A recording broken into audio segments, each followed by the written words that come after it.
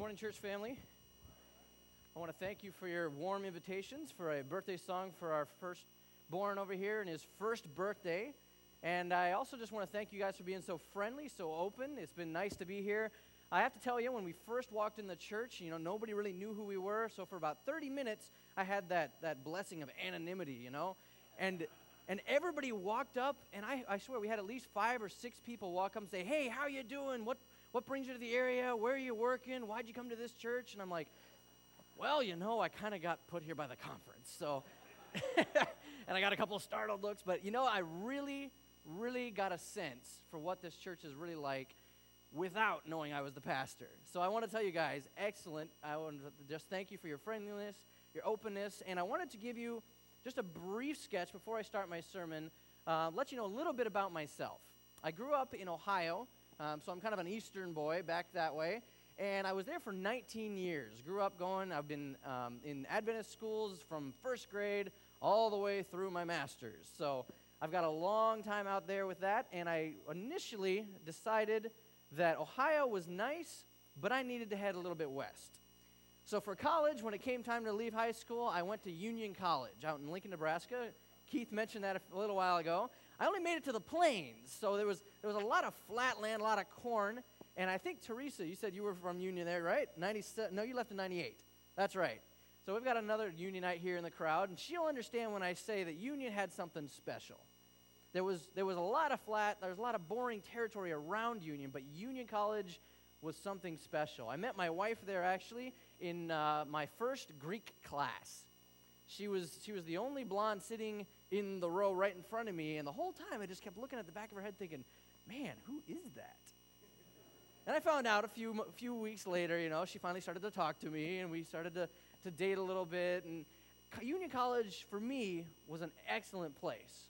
About halfway through my experience, though, I realized there was an even more excellent place, because I took a task force job up in Burlington. Anybody know where Burlington is? North Cascade Church. I got a job up there working as a youth pastor for a year. And it was a task force thing, so I wasn't officially hired or anything, but I worked under Gary Fogelquist. I don't know how many of you guys know Pastor Gary. That guy is a great, great guy. He's still one of my heroes here around here, and I just loved working with him so much that I thought, hey, I'd love to work up here. And so after 2 more years of college, the Washington Conference extended me a call, and I came up here, and I was put up in Auburn City Church. So I was up there for 2 years, had a great time up there in that church. Actually, I did a little bit of joint stuff with Pastor William here before. I helped him out with Youth Invasion. We kind of did a couple other activities like that. So I only knew the youth room mostly. I don't even think I'd stepped foot in the sanctuary until I first got here a couple weeks ago. So anyway, that's kind of a basic, brief sketch, kind of where I'm from, some of the different things.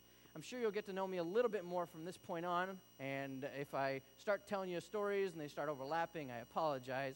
Start to forget who I've told and what I haven't told and all that kind of stuff. So anyway, if you want to bow your heads with me this morning before I start up with my sermon.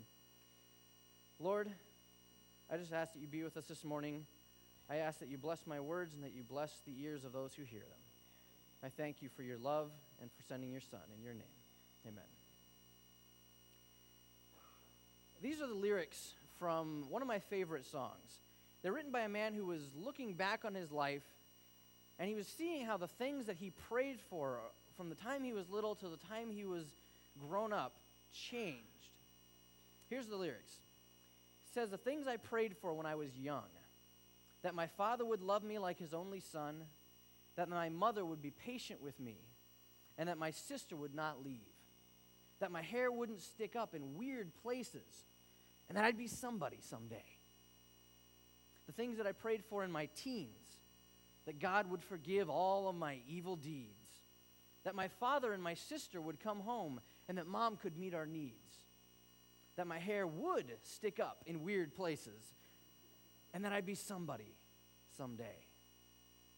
Things I pray for now in my 20s, that God would still love me, that my dad would like his new family, that I could hug my sister and that my mom could rest, and that my wife would still melt every time we kissed, that my hair wouldn't fall out in weird places, and that I'd be somebody someday.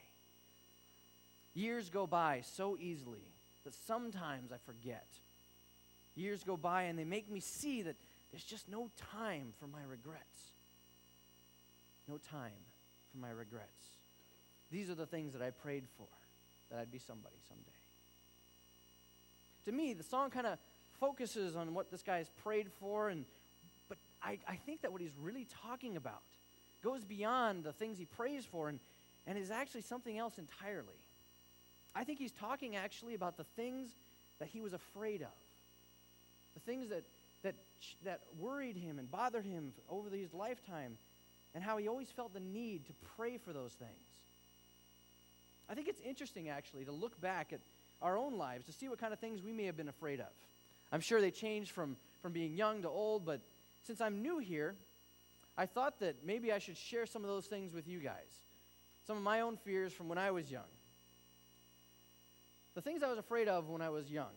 Number one, getting stung by hornets that built nests in my treehouse. Happened on a fairly regular basis. I loved my treehouse. Number two, that my mother would not catch me prank calling random people out of the phone book. That only happened, I think, once. Number three, I was afraid of my bus driver, Ramona, who had a death wish and would drive our short little school bus like a mad fiend all over the road and speeding through intersections. We all thought we were going to die on a daily basis to and from school. Number four, I was afraid that one of the girls in my class would chase me around the playground at recess trying to kiss me or give me cooties. Things I was afraid of in my teens. That those same girls no longer even knew I existed and would never again chase me around trying to kiss me. Number two, that I would never be able to figure out what I wanted to be when I grew up. Number three, that I would be stuck driving around my parents' minivan for the rest of my life. Number four, of not going to heaven. Number five, that God could never forgive all of my sins. Number six, that maybe God wasn't really there to forgive them anyway. Things I'm afraid of now. Number one, of having my first home and my first mortgage. Number two, of trying to be Mr. Fix-It and messing things up worse than they ever were before in this new house. Number three, of my son flinging himself off the top of the stairs as he tried to last night and crashing to his death. Number four, that I won't be around enough for him as he grows up. Number five, that I won't be a good enough husband to my wife in the years to come. 6, of those first few moments when I realized that I'm supposed to know the name of the person that I'm talking to at church, and I just really don't. My apologies. Number 7, that some people are deciding if they like me or dislike me right now, based on what I'm saying. Thank you. That's good to know. Number 8, that I or my wife could at any time be diagnosed with some disease and never see our 50th anniversary. The list seems to grow longer as I've grown older, as I'm sure it has for some of you. Longer and harder. But looking back on these kind of things that we've been afraid of can sometimes help us understand the things we're afraid of now. It can help us deal with some of these fears and perhaps even move past some of them. But then, there's the fears that just don't go away. There are things that we can't shake, that refuse to leave us no matter what we try. Maybe it's grades for some of us. Maybe it's a marriage on the rocks. Maybe it's how to pay the bills this month, because every month there's never enough. Maybe it's a terminal illness. Or maybe it's rumors of a downsizing at work. Those kind of things, you can't just shake off. They nag you. They suck the life out of you. And my question is, so where is God in all this?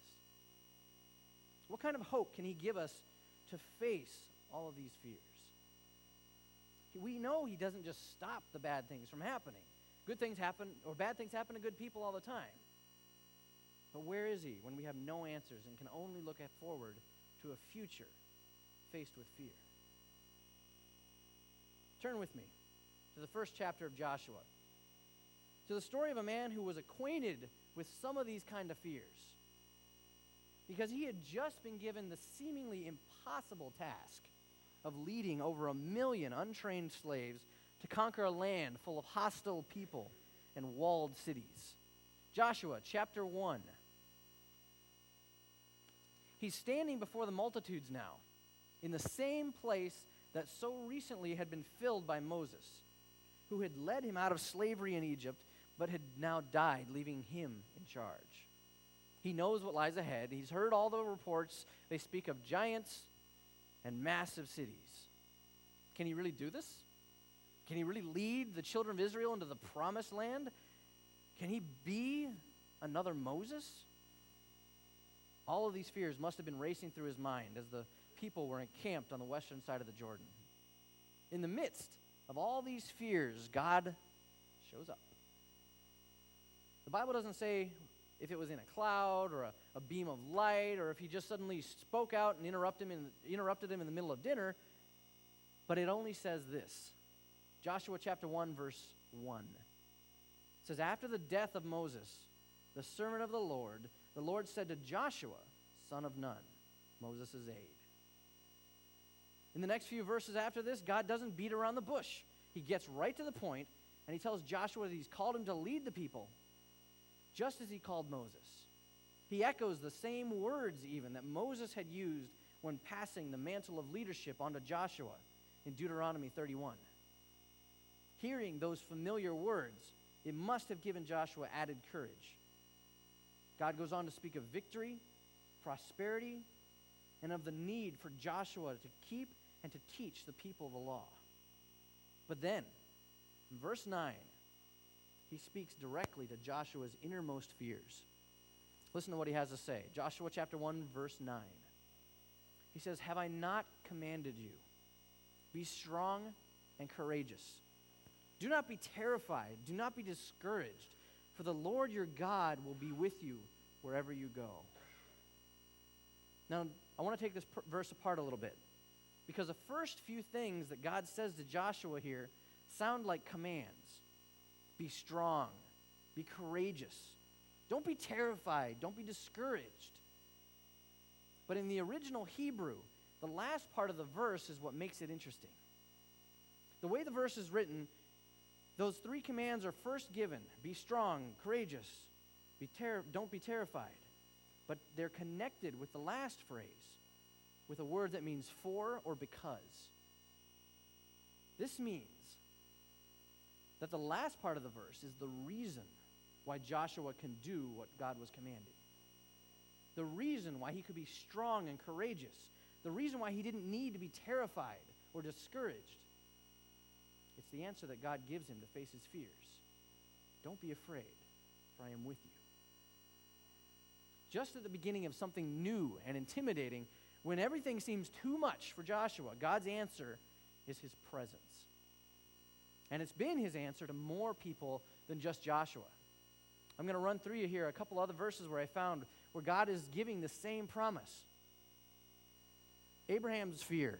In Genesis 26, he's faced with God's command to go out, travel in this direction, I'll tell you when to stop.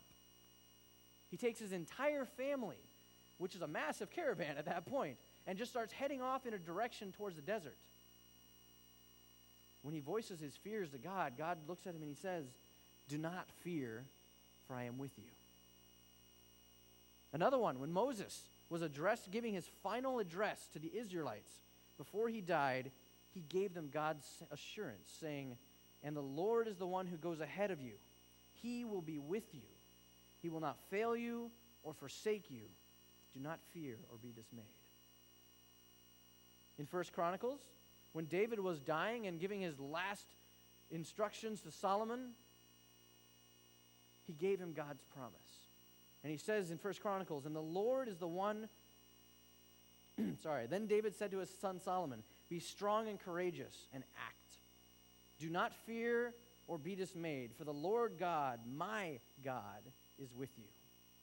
He will not fail you nor forsake you. To the prophet Isaiah, during a time of strife and uncertainty, God told him to tell the people, do not fear, for I am with you.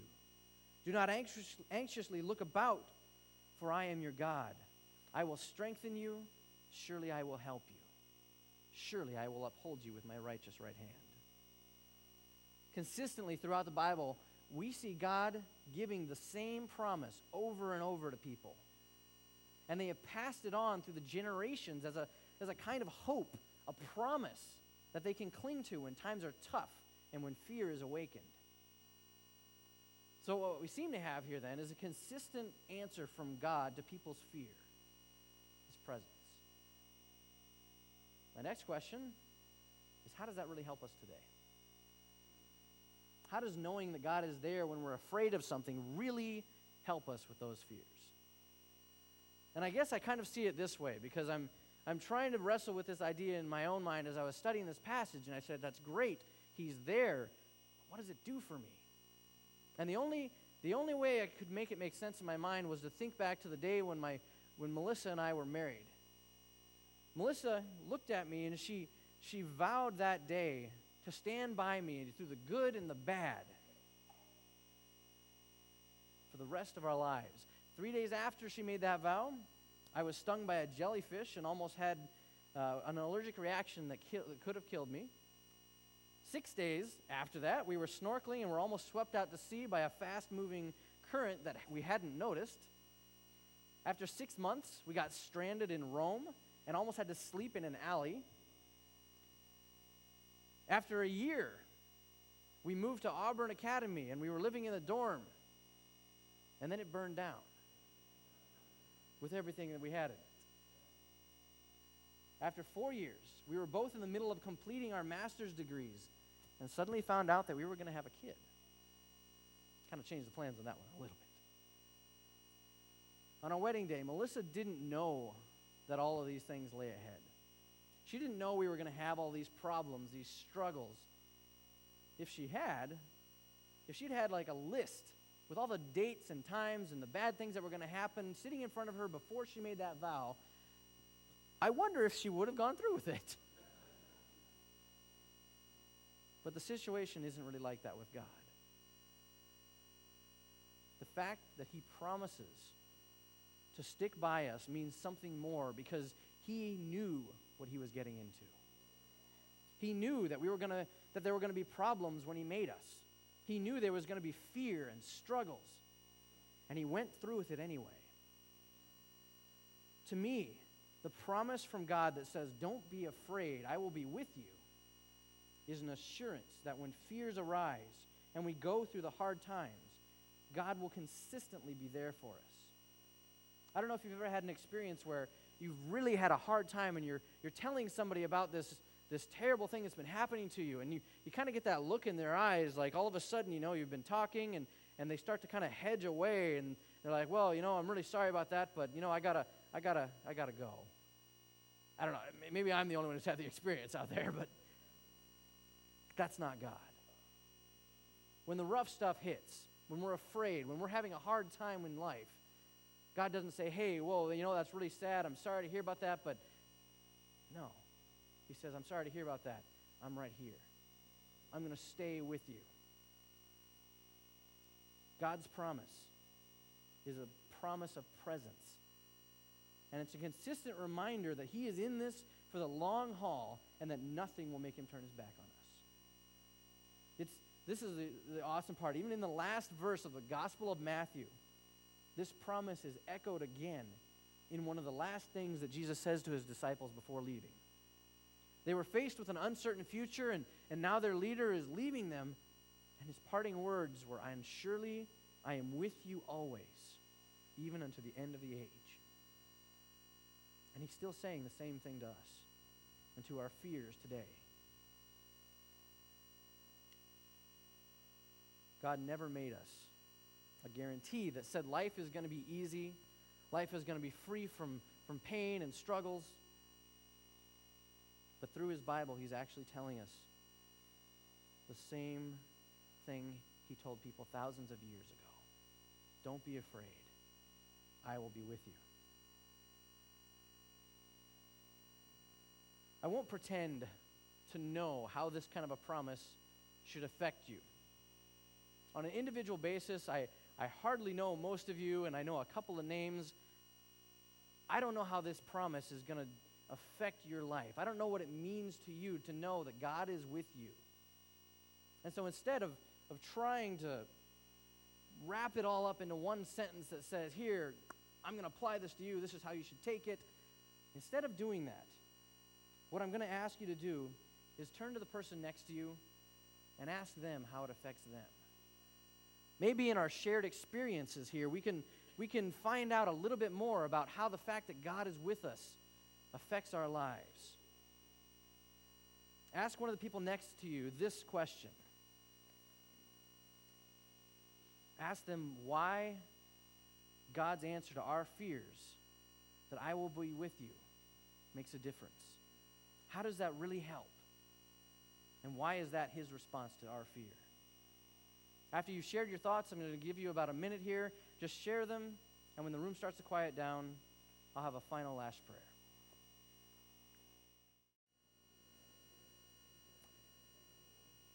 If you'll bow your heads with me.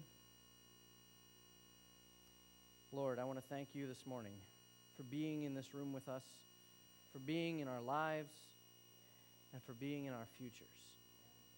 I want to pray this morning, Lord, that you go with us through the next week and through in the next years, always leading us, always being there for us, and always encouraging us to not be afraid.